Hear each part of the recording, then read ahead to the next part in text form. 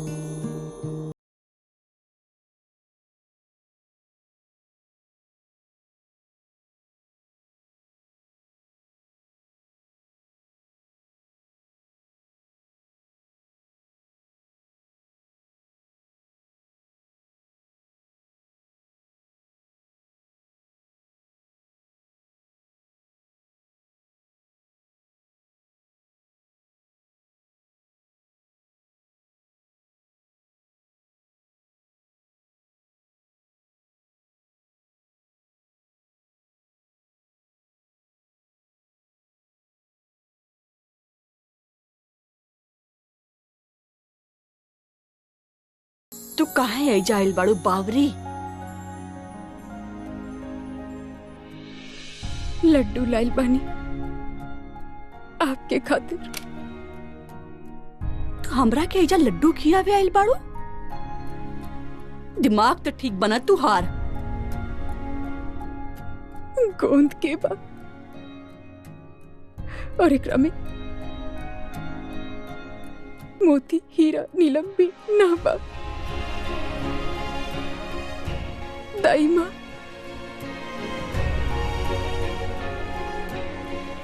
ठंड के लड्डू कहल जाला एके बदलत मौसम के रूप में आवे वाला खतरा से बचावेला ही।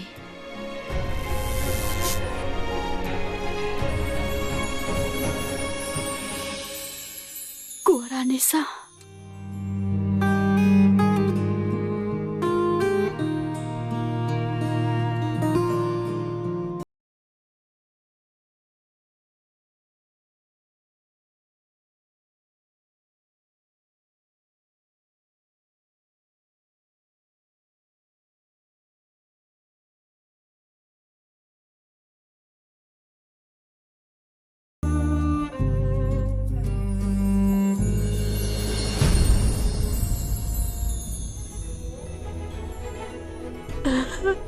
कोरा निशा।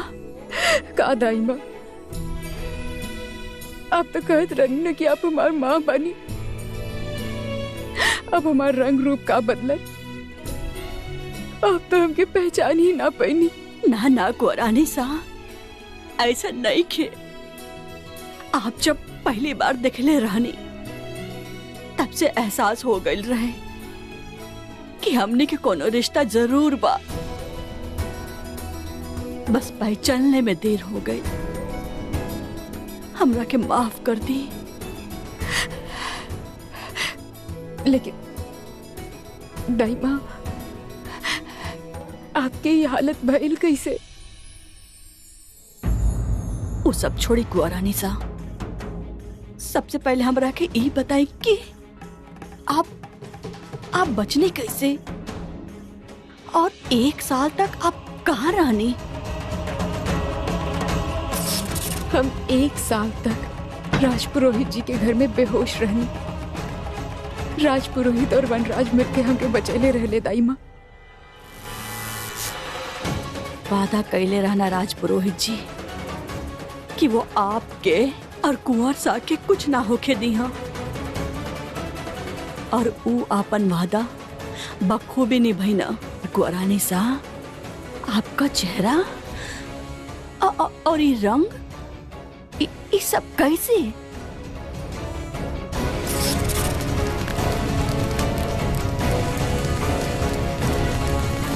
अपने प्यार के बचावे खातिर आप एक के झटका में अपन राम रूप खो देनी। आप तो जाना तानी ना दाई माँ, हमार प्यार हमार रंग रूप के मोहताज कबो रहे ही ना। लेकिन दाई माँ, दादी माँ कहाँ बानी? आपके मारे के बाद ओ मोहिनी हमके और रानीसा के यही जा कैद कर दिहलस। रानीसा! लेकिन दाई माँ वो दादी माँ के कहाँ लेके चल गई? पता ना कुआ रानीसा। दाई माँ कहीं वो दादी माँ के कुछ ना कुआ रानीसा, आप फिक्र मत करी।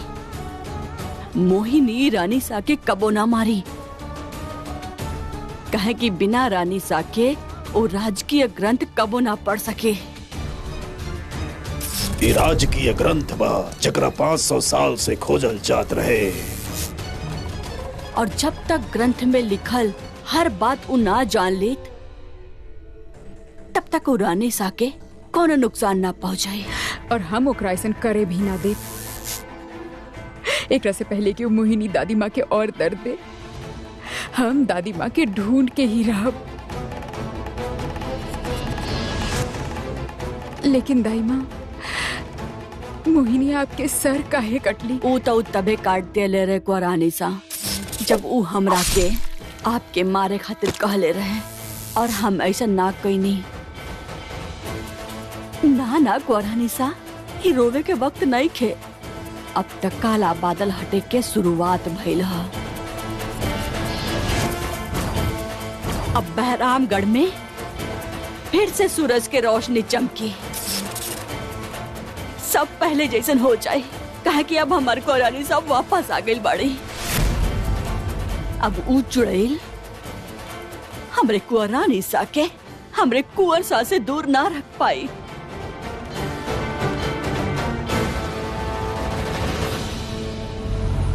बिंदु अरे तोहरे सिवा हम कहीं और कैसे भला देख सकेला।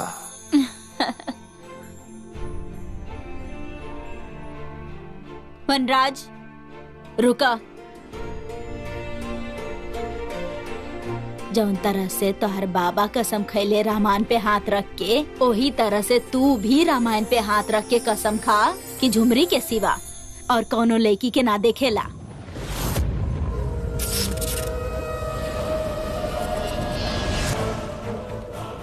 माँ बिल्कुल सच कहता डी वनराज।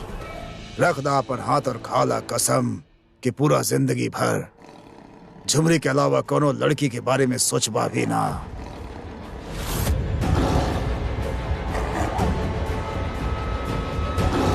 सोचत का बड़ा वनराज, खा ला।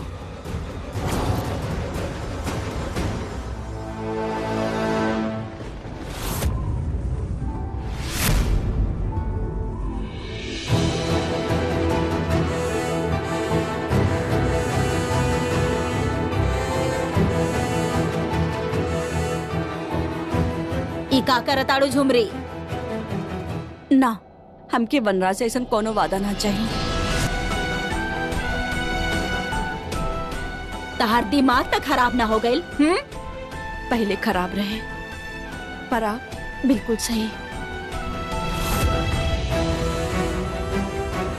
झुमरी, झुमरी हमार बात तो सुना।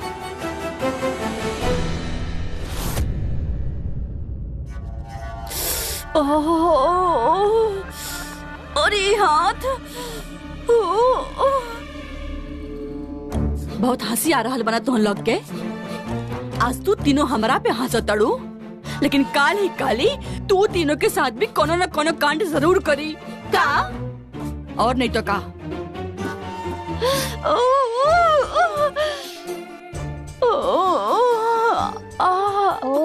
ठीक है, बहुत दर्द हो रहा बा।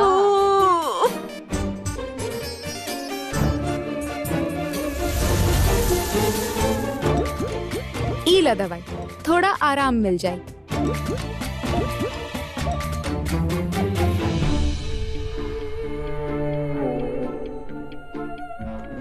इका कैलू।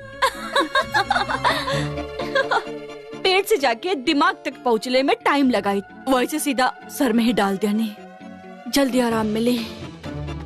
डीके, ई होल सच में बहुत फनी लग रहा है अलबा।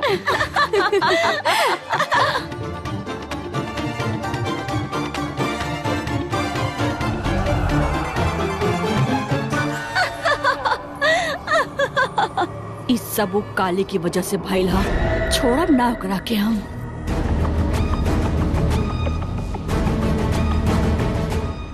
ई मोहिनी के नजर बट्टू ना, बल्कि ए लंका के विभीषण हिया। जौने तरह विभीषण रावण के लंका जरैले रहे, उहे तरह ई काली मोहिनी के ए लंका के आग लगा दी। बहुत हो गेल कर तमाशा। अब हम ओकर सच्चाई पता लगा के ही रहब। हम घर में तो घुस चुकल बानी, लेकिन हम कुछ कर ना पा रहल बानी। राम के हालत सुधारे खातिर ओकरा से शराब की लत छुड़ाए के होगी। उ चुड़ैल अपना फायदा खातिर कुंवर सा के 1 साल से शराब के नशा में रख ले बा। शराब से दूर रखल बहुत मुश्किल बा कुंवर अनीसा। जाना तानी दाइमा, अगर मोहिनी अपन चालाकी और खूबसूरती से राम के लत लगवाइले बिया, तो हम अपन चाल और छल से ओकरा सुधार के रहब। पर कैसे?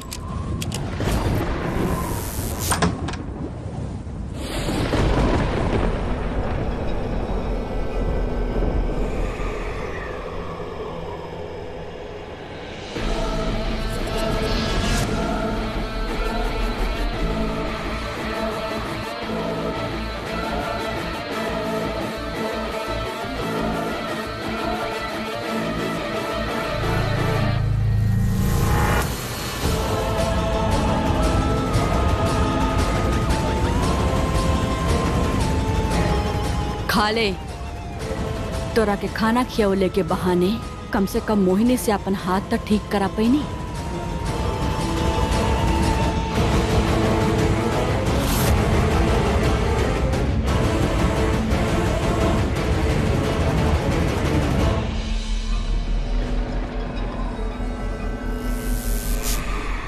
तोर शक्ल आज रोज से ज्यादा खिलल लागता। का बात है? इतना खुश काहे बाड़े? चुड़ैलन के साथ कबो केहू खुश रह सकेला का? लेकिन ते तो खुश लगा तड़े। बात कहा केहू आयल रहे का आइजा?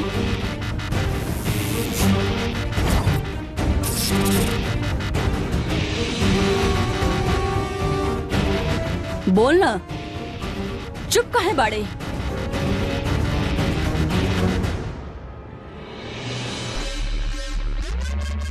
तू लोगन के सिवा केहू आ सकेला का एजा?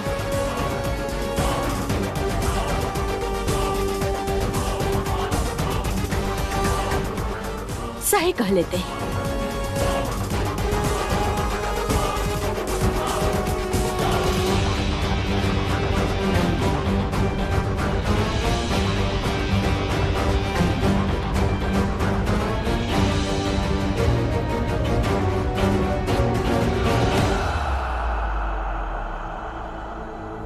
बाल बाल बच नहीं जा गौरा निशा। अब आप चाहें ऐसे पहले कि केहू के आप पर शक हो के आप चल जाए यहाँ से। अभी तो हम जा रहे बानी दाइमा, लेकिन हम वादा करत आने कि आपके धर ढूंढ के आपके सही सलामत घर में वापस लेके आई।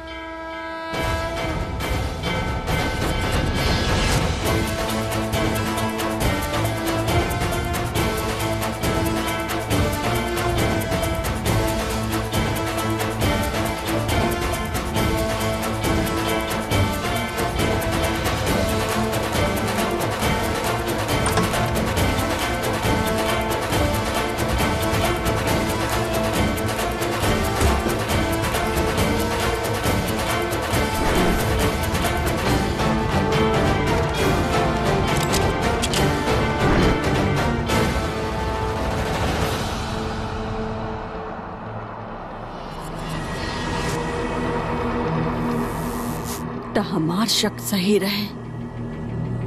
काली अंदर रहल और डोकरी ओकरा के छुपा के रख ले रहे। पर काहे?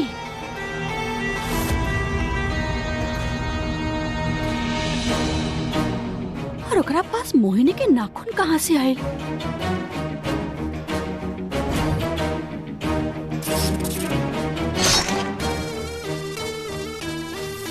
जरूरी मोहिनी के कटल हाथ से नाखून चुरैले होगी। त ई काली ऊ काली ना होया जौन दिखेले। ई जरूर कोनो मकसद से यहाँ आयल बिया, लेकिन काम मकसद हो सकेला। जॉन भी ओके, हमके मोहिनी के जाके एक सच्चाई बतावे के पड़ी। अब मोहिनी के पता चली कि हम गलत ना रहने।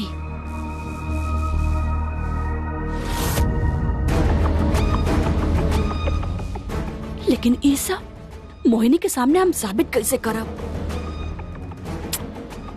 पता ना कहा जादू कैले बाऊ काली मोहिनी पर कि मोहिनी के हमरे कोनो भी बात पर भरोसा नहीं खे, और ना ही हमरे पास कोनो काली के सबूत बा। कोनो बात ना, बहुत जल्द सबूत इकट्ठा करके जाए मोहिनी के पास और ओकरा के बताई कि देख, कौने धोखेबाज की वजह से तू अपने घाघरा पलटन के धोखेबाज समझ रहल बाड़ू। तोरे नाक के नीचे से तोर नजर बट्टू तोरे जिंदगी पर नजर लगा रहल बिया, और जब तक हम इस साबित नहीं कर दे तब तक एक काले पर कड़ा नजर रखे की पड़ी।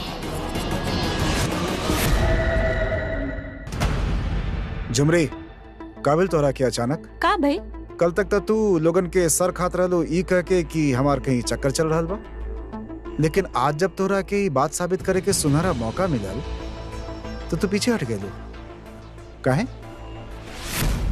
एक मिनट, कहीं तू ई सब त ना केलू कि तू हमार दिल जीत सका? काहे कि तू अच्छा तरह से जाने लो कि हम तोरा से प्यार व्यार जाने नहीं।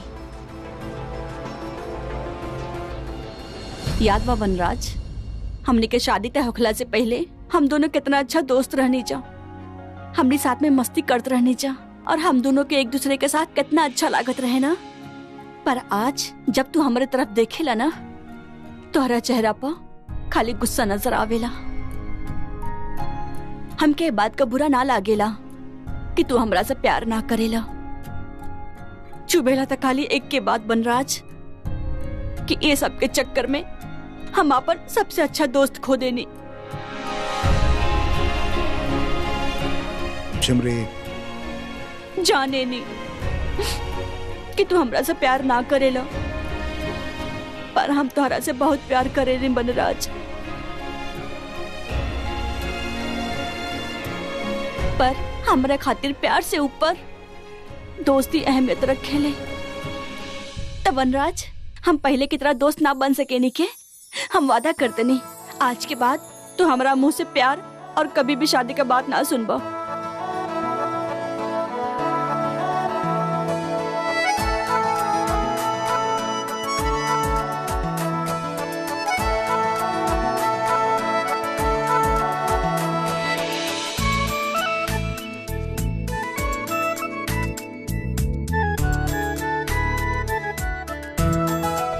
तू ना पागल के पागल ही रहबू।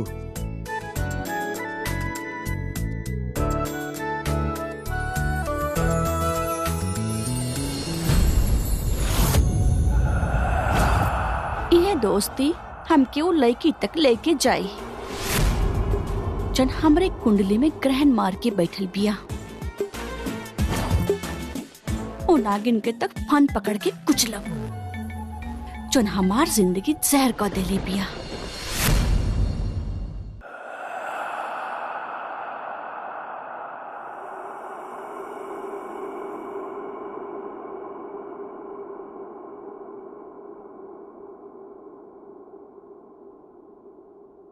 अब आप जैसन चाहब एकदम वैसने होखी मोहिनी जी।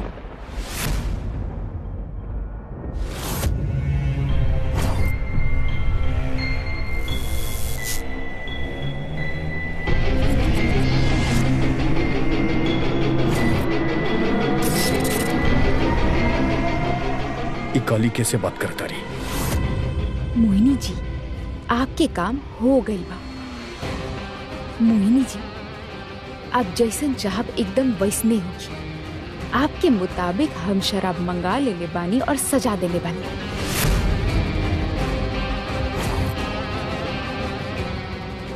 अब फिर से राणा जी हर वक्त शराब के नशा में डूबल रही हैं।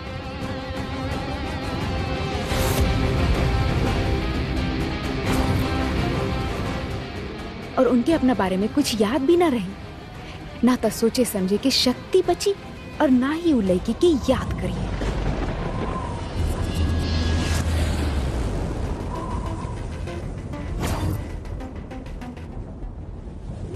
अब आप जैसन चाहिए एकदम वैसने होगी मोहिनी जी।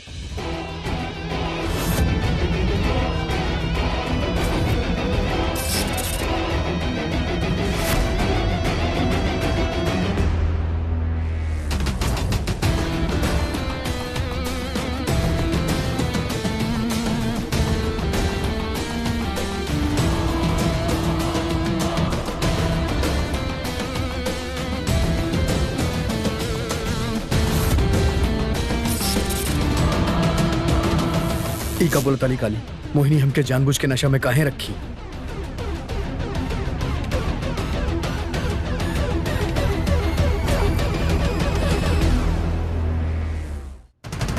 अब आप जैसन चाहब एकदम वैसने होगी मोहिनी जी।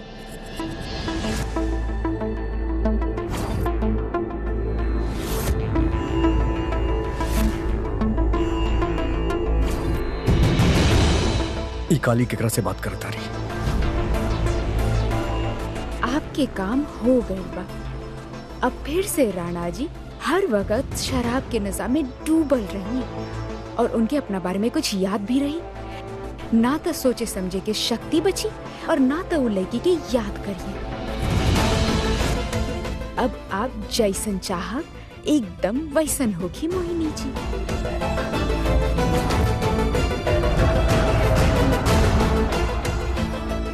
ई का बोलत अली काली, मोहिनी हमके जानबूझ के नशा में काहे रखी? वही से जाके पूछो तारी।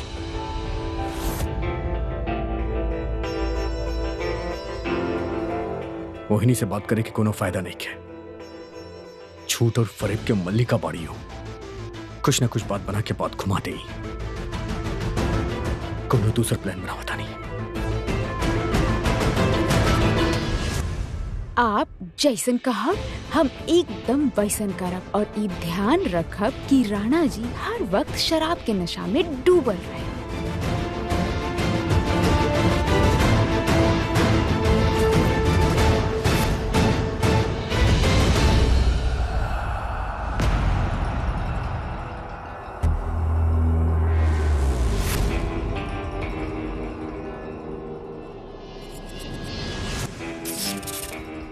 राणा जी हमके पता होगा कि आप एजा से गुजर रहल बानी तो हम पहले ही हेलमेट लगा लेते।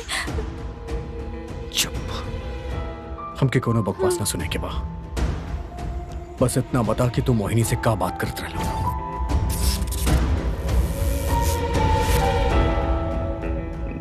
हम कुछ ना।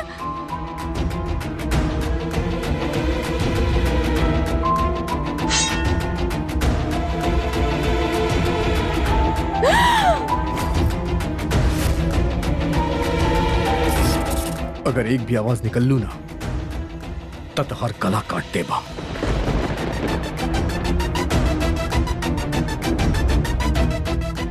चला बोला। हाँ? का प्लानिंग बा मोहिनी के? काहे वो हमके हर वक्त नशा में देखे चाहता रही? आपकी सारा बात सुन लेनी का।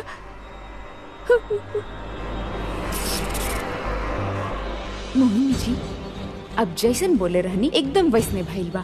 सारा शराब आ गइल बा। अब आप जे कहब हम एकदम वैसने ही करब और ध्यान रखब कि राणा जी हर वक्त शराब के नशा में डूबल रहे।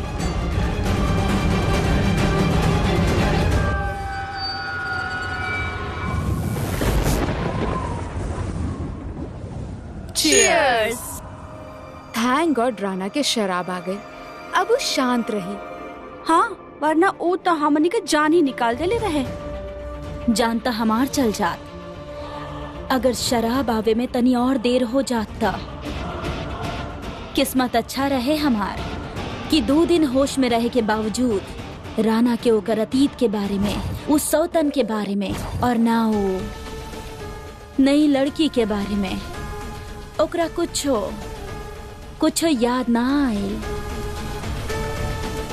बाकी अब फिकर के कोनो बात नहीं खे, काहे कि आज से राना नशा में धोत रही और ओकरा के कबो कुछ याद ना आई। मोहिनी तो एजा जश्न मना रहल बाड़ू और वहाँ तुहार नजर बट्टू तोहरे पीठ पीछे तोही के धोखा दे रहल बिया। का चलत बा मोहिनी के दिमाग में? हमके माफ कर दी राणा जी, मगर हम मोहिनी जी के धोखा ना दे सकेनी।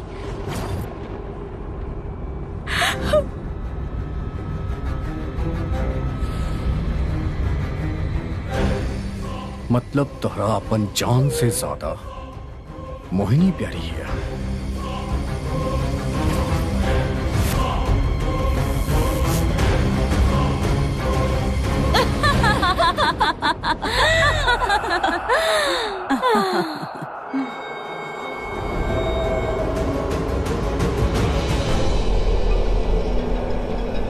का भइल मोहिनी?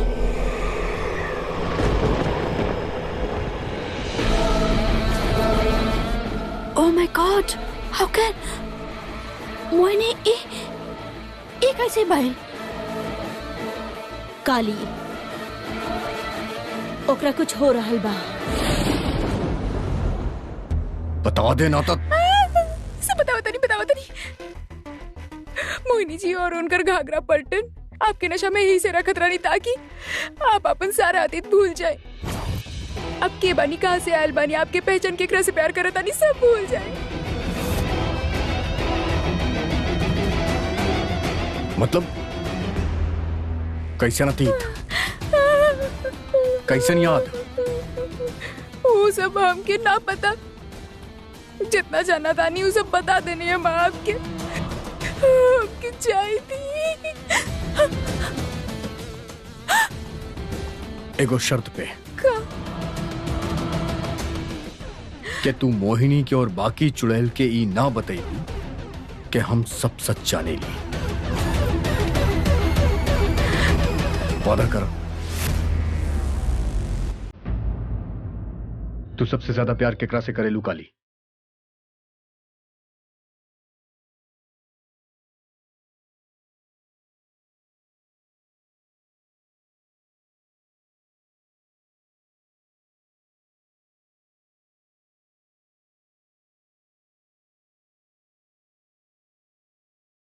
अपन पति से।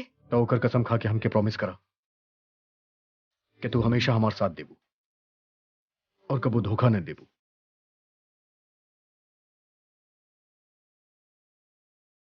हम अपन पति के कसम खा के आपसे वादा करतानी राणा जी कि हम आपके साथ कबो ना छोड़ब और ना ही आपके धोखा दे।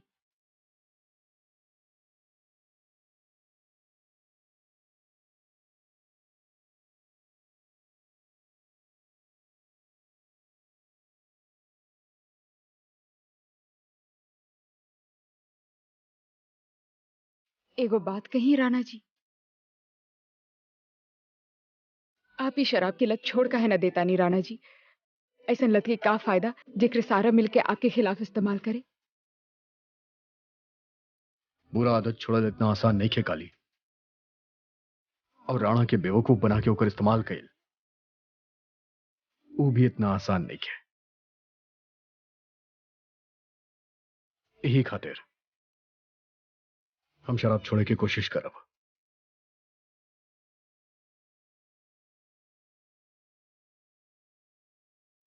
सच?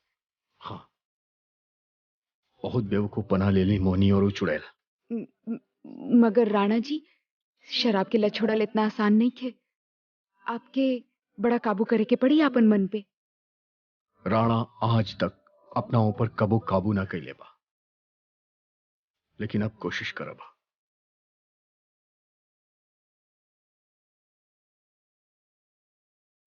राणा जी,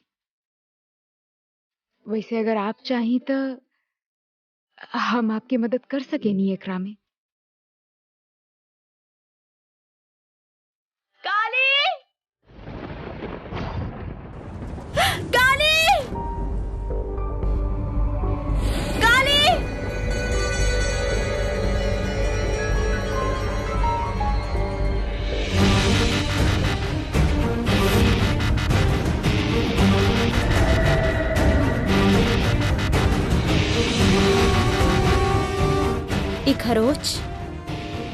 ई खरोच कैसे लगल तारा के?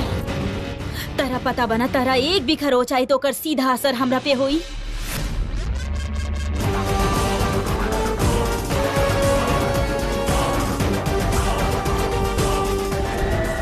ये मोहिनी का करतारी। आप बोलो कैसे लागल?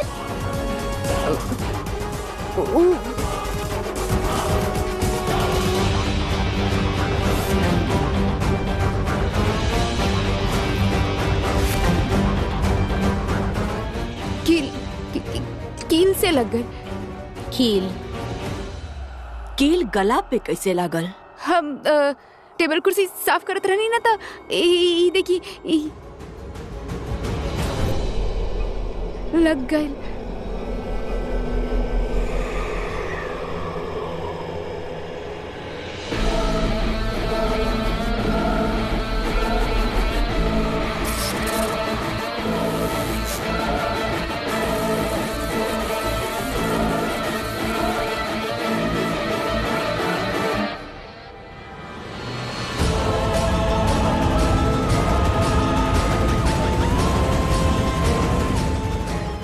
आइंदा से तरह के चोट लगी ना तो तहार चोट ठीक ना करा, तारा मार दे।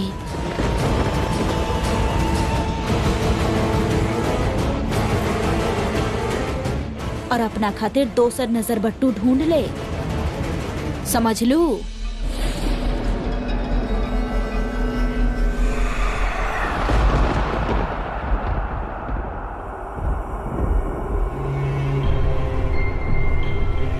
झूठ बोले में काफी माहिर बाड़ू तू। वादा कैले बानी आपसे राणा जी, एक राता हर हालत में निभाई, फिर चाहे ओकरा खातिर हमके अपन जानी काहे ना देवे के पड़े।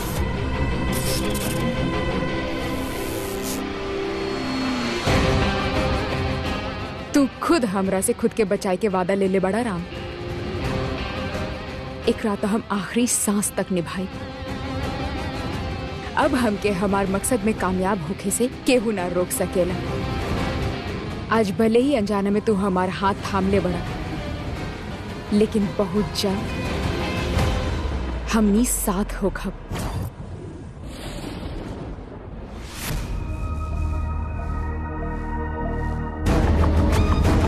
तू मोहिनी के आसपास फंदा तो फंसा रहल बड़े कली, लेकिन अब देखे के ई बा कि ऊ फंदा में फंसी के ते या मोहिनी।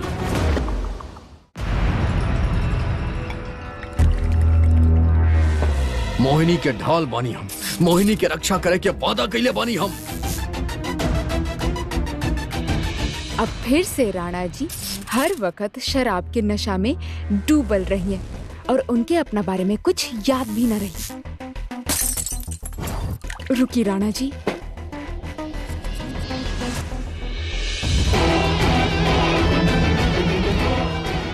अब फिर पी रहल बानी। अब कहले रहनी ना कि आप शराब छोड़े के कोशिश करा, जबकि आप जानत तानी कि मोहिनी एकरा जरिए आपके फायदा उठावे चाहतानी, फिर काहे दे रहल बानी ओकरा मौका? काहे कि मोहिनी पे गुस्सा आवत बा हमरा के।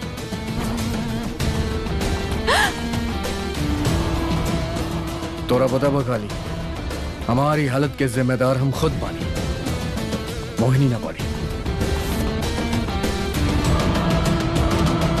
आप ऐसे काहे बोल रहल बानी राणा जी?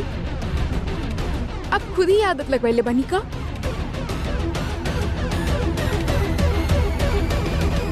हाँ, अपन अतीत के भुलावे खातिर हम शराब के सहारा लेवेली।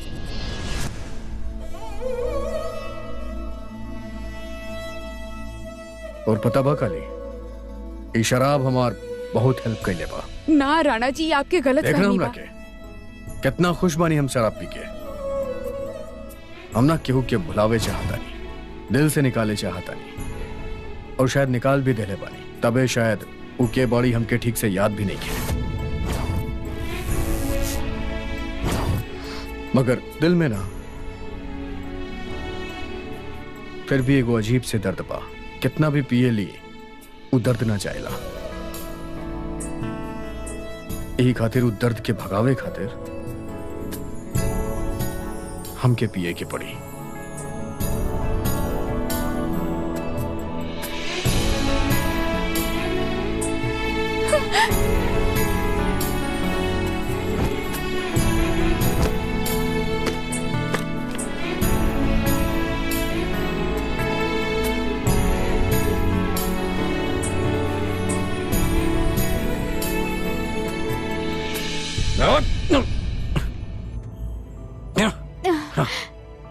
तोरा साथे बैठ के शराब का पियली तो एकर मतलब ही नहीं कि तू अपन बदसूरत शक्ल हमके दिखाईबू।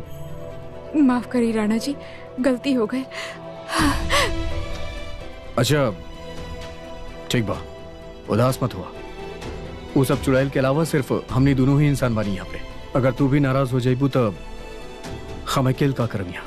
अकेले पी पी के बोर हो जाए। एक काम करा, तू भी अपन पैक बनावा। चलो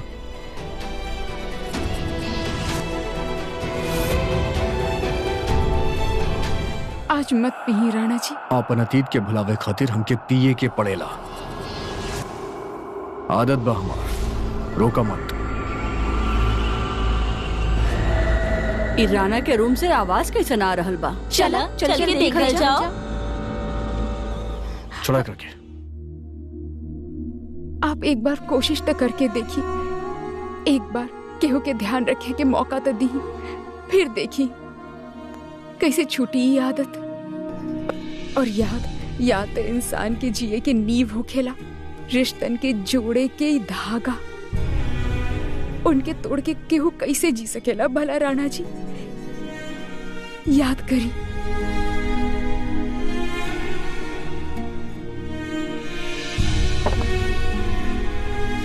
हमार रिश्ता सिर्फ हमार तन्हाई से बा, ना केहू पहले रहे और ना केहू अब बा। बिना चाशनी के रसगुल्ला के मतलब होखेला का? कम खाइल करा हमार रसगुल्ला। हमार रसगुल्ला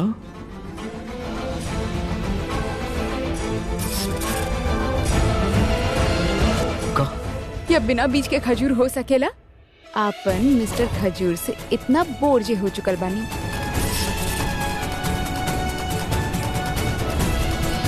तब फिर कौनो इंसान अकेला कैसे हो सकेला राणा जी? आपके खातिर केहू ना केहू तो बनल होगी, जी कबो न कबो आपकी जिंदगी में आयल होगी।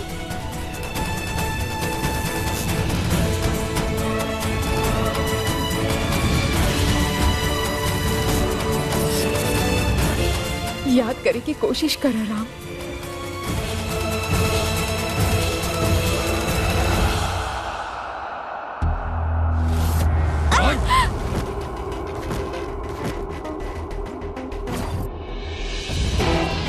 तो उसे प्यार से दो बात का कले नहीं हम तो, और इतना औकात के तू हमके हाथ लगाई बू। आइंदा हमके हाथ लगावे की कोशिश कर ना तो हेलमेट के साथ तोर गर्दन भी काट दे भाम।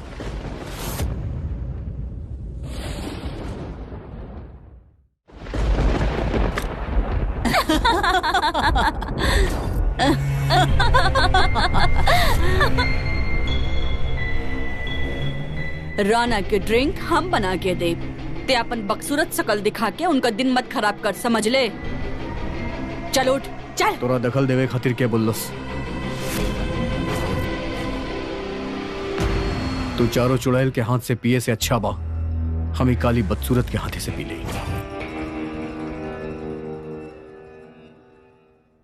निकला यहाँ से। ई राणा ना ई काली के लायक बा। हाँ, ये बेवड़ा और ये बकसूरत बेस जोड़ी। का बकवास करा तारू तू? कुछ ना सा, हम नहीं चलना जी।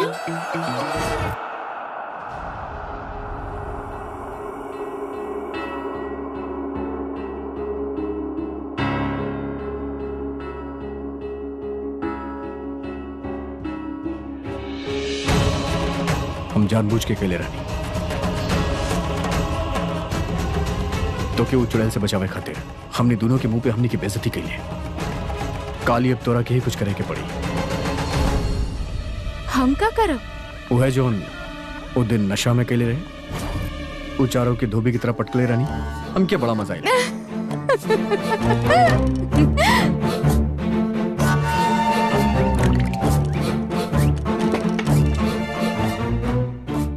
इला काली पिया है का? यह तो प्लान बा। नाना राणा जी ई बार हम ना पियब। अरे काली एगो छोट से पैक बा, कुछ ना हुई। राम के शराब छूटे ना छूटे पर हमके जरूर आदत लगवा दी। पर प्यार और जंग में सब जायज बा। काली पीना एकरा के कुछ ना हुई।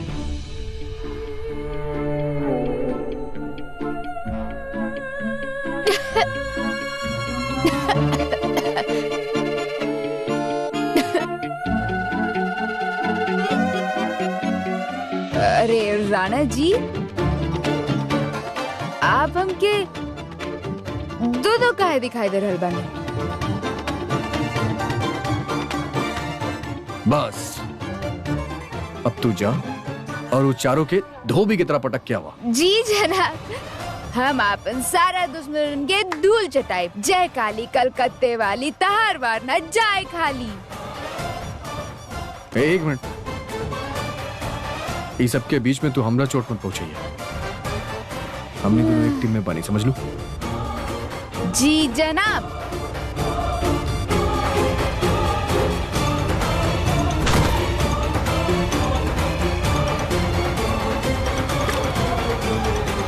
आज ही सबके खैर नहीं है।